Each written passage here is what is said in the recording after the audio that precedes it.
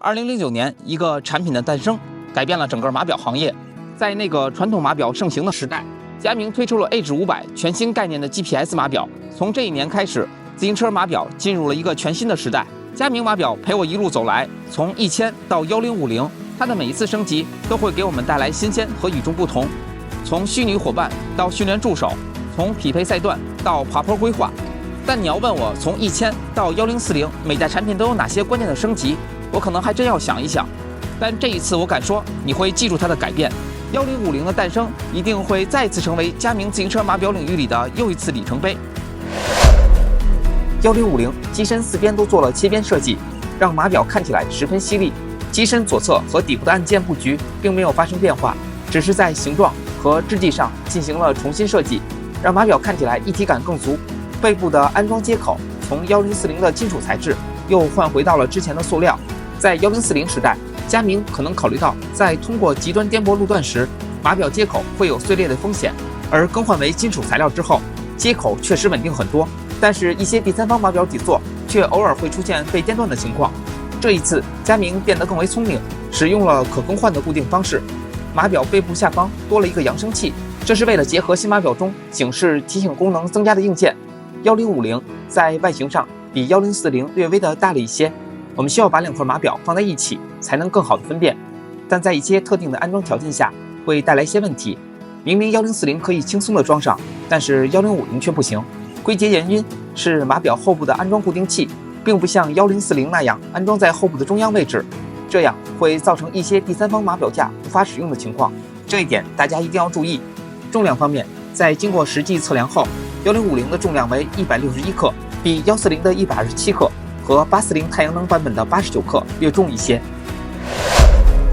屏幕是这次1050的升级核心，480×800的分辨率，在3.5寸屏幕中所呈现出来的清晰度一定会给你留下深刻的印象。如果没猜错，1050应该是全球唯二的使用400×800分辨率的码表产品。在这里我也大胆的预测一下，随着佳明码表分辨率的提升，未来我们将会看到更多的品牌接连而至的跟进。屏幕分辨率的升级不仅仅是眼中看到画质的提升，而是整个系统的变化。因为要匹配更高分辨率的像素，就需要更快的处理器以及更大容量的电池作为支撑。因此，在保证画面清晰流畅的情况下，1050依然可以满足20小时的使用时长。在我的实际使用中发现，与1040相比，除了画面更为清晰外，整个码表的操作流畅度也更好，延迟更低。除了清晰度的变化外，佳明对1050的 UI 也重新做了匹配，让每一个页面的表达做得更为精准，配色看起来更加舒服。就算是在阳光刺眼的户外，也能一眼看清需要获取的信息。第一次打开码表，就有一种耳目一新的感觉。从界面配色到按钮布局，再到操作逻辑，似乎这一切都变得更为合理。比如在我设定骑行活动页面时，界面就从之前的列表模式变成了时下流行且更为直观的卡片模式，方便了很多。再比如一些需要展示更多信息的界面，除了视觉上的舒适外，所呈现的信息也可以变得更为丰富。我将1040和1050码表的亮度调到最高，大家就可以看到两款码表在户外的表现。官方给出的数据是3.5寸屏幕拥有480×800的分辨率，267 ppi 的像素密度和1000尼特的最高亮度。官方宣称1050内置锂电池可以提供最长20小时的使用时长，这对于日常骑行的我来说已经足够。在实际的测试中，1050从满电到码表关机一共使用了21.2小时，总共骑行了7次，共计520公里。这其中包括了重度的使用以及连接心率、功率和雷达等外设。完全相同的情况下，1040在最后一次骑行，距离目的地还有10公里时自动关机。如果你在挑战耐力骑行，可以将1050调至省电模式，这样可以获得60小时的极限使用时长。当电量剩余4%时，码表会自动询问是否切换到省电模式。在实际测试中，这个模式确实非常给力。我从剩余4%开启省电模式后，持续骑行了10公里。当到家准备为码表充电，发现依然还剩4%的电量。这一次1050在机身的后部内置了一个扬声器，它所带来的好处有很多。首先是码表的发音变得更为丰富，不再是之前产品只能发出单一的风鸣声。给我最大的感受就是各种提醒的声音变得更为舒服。还有一个小功能，就是在骑行时点击屏幕会出现小铃铛的图标，这就是模拟车铃的功能。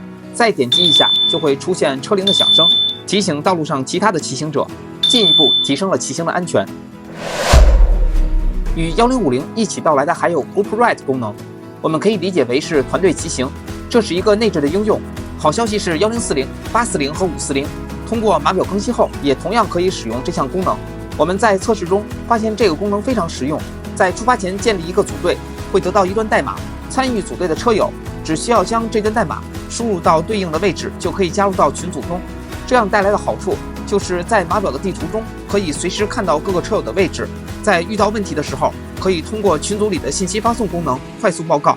当遇到路面上各种突发情况的时候，只需要点击一下路面预警的图标，就会把出现的情况分享到群组内，这样所有人都可以第一时间知道发生的情况，从而选择避开风险。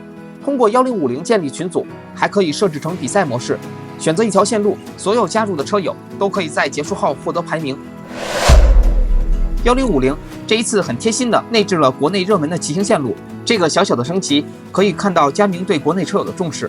就算你到了一个陌生的城市，也可以在1050里找到你所在城市的热门骑行线路，你要做的就是导航过去。这个贴心的设计一定要为佳明点个赞。1050还内置了一个新的功能，它有点像 iPhone 里边的隔空投送，就是两个佳明设备之间可以传送训练课程、位置以及线路信息。之前需要依赖 Connect 或者第三方同步的方法来实现，而这一次变得更为快捷方便。支付功能首次出现在佳明码表，在1050中设置好银行卡或者支付宝以及微信的支付信息，在购物支付时就可以不依赖手机进行扫码，同样带来了更为方便的使用体验。1050无疑是一款功能强大、性能出众的自行车 GPS 码表。佳明先进的导航、全面的骑行数据分析、智能连接功能以及坚固耐用的设计，让它在应对各种骑行环境中都能保持稳定可靠。对于这一次1050的升级，我发现佳明未来的方向就是为了让消费者放弃手机，所有的需求和操作都可以通过码表来实现。以上就是周四青年带来的佳明 Edge 1050的体验报告。未来我们会对1050内置的新功能做详细的使用介绍。如果您正在寻找一款能够带来骑行体验的顶级设备，佳明 Edge 1050绝对是一个值得考虑的选择。那么今天的内容就是这些，关注周四青年，让骑行助你成为更好的自己。